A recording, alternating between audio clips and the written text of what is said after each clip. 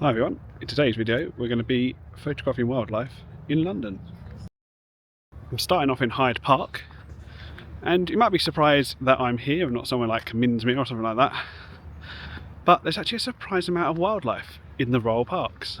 I'm actually on my way to a conference, so I haven't brought my video gear or tripod today, so I'll just be taking stills with the Om1 and a 150 to 400mm lens. To start with, I'm going to be focusing on the Serpentine, the big lake in this park. The first thing of note was this hunting cormorant. There were 3 of them about, but only one of them was close enough for okay photos, and I managed to capture it diving. Frustrating at the time, but I would have much better opportunities with cormorants later on. There was a black-headed gull posing at minimum focus distance, so I got a couple of high-key-ish type close-up shots. I walked a bit further along the southern bank and found this pair of Egyptian geese, so I tried for an in-setting shot, the Serpentine bridge behind. Walking further along, I came across this pair of Gadwall, which were just 2 metres or 6 foot away at times. I'm pretty sure these are wild and not part of the collection here, and I don't know many places you can get this close at near water level to species like this, which is one of the main reasons I come here. This potjar pair posed for a couple of blurry foreground shots. I can't decide if I really like these shots. I've put them in anyway. And here are a couple of more standard on the water shots. The sun was starting to come out now, and the light from it a bit harsh, but I think these came out okay. I took the wrong path and ended up walking past the Lido, so I looped back round and I found this great crested grebe there. I wanted to capture it looking right down a lens, and eventually got the shot. I walked up to the Serpentine bridge, knowing it was a popular spot for the cormorants to perch, but there was a pedalo that went too close and flushed most of them along with this flock of coots. The wildlife here is pretty tame, but not that tame. One cormorant did hang around, but it was too far away for good shots and soon left, and I managed one shot of it in the water as I followed. As you go under the bridge into Kensington Gardens, there is initially a fenced off area before you can again access the Serpentine. From here you can see cormorants perched on a fallen tree, so I got a couple of shots before I got a nice surprise. Well, I was just photographing the cormorants about 10-20 metres away, and I turned around and one's landed on a post right next to me. So I've got some nice shots. I got a few close-ups, but I had to back off and slightly uphill to get a full body shot. But the cormorant was nervous, and after one close pass by a dog walker, it jumped back into the water. But this meant I could get shots of it there, and these are my best ever photos of a cormorant swimming. I probably got a bit over enthusiastic and took loads of photos of it swimming round.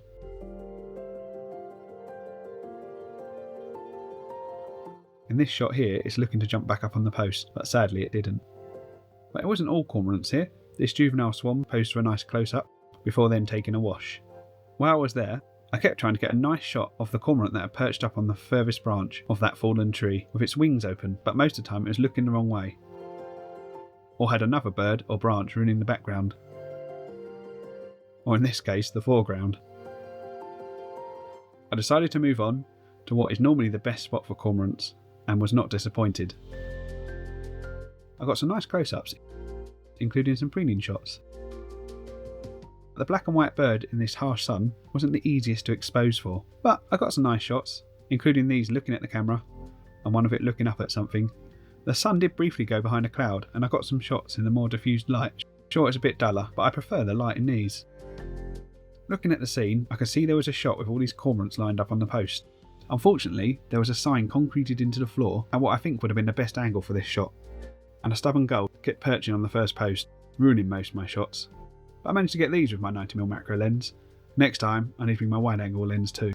And before I left the Serpentine, I did finally manage to get a cormorant with its wings out and facing towards me.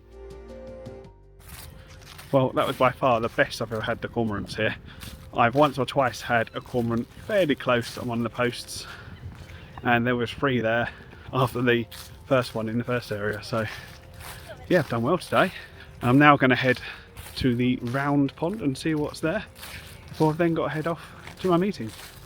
A black-headed gull posed for a close-up, and the grass nearby was full of waterfowl, including this grey-legged goose. On the pond, a male tufted duck was doing its rolling on the back preening thing that they do, and this female posed nicely too.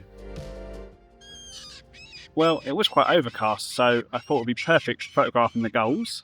Of course the sun's come out now, but I've been photographing a few, especially the common gulls. I do like a common gull, which while not rare, are not actually that common despite their name. I quite like this backlit close-up. And I got some in-flight shots too. The Om1's bird tracking working well here.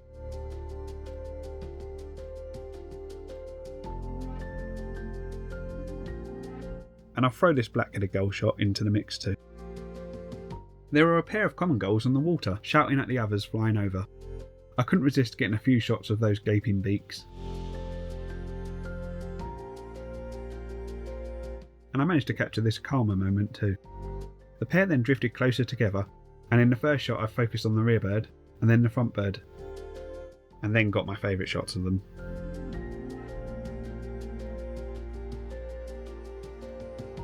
And here's a final close-up.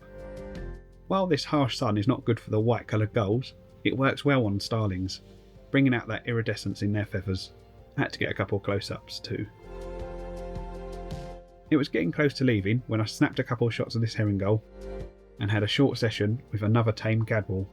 I do love the texture on the male's feathers.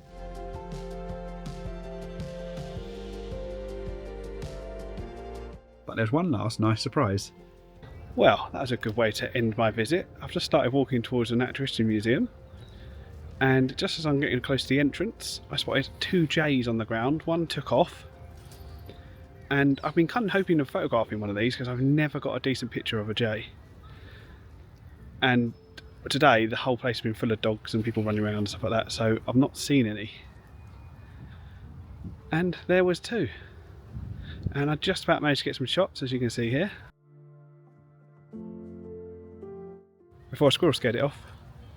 And then 2 dogs came along and scared the squirrel off. So yeah, I got really lucky there. Just timed it exactly right.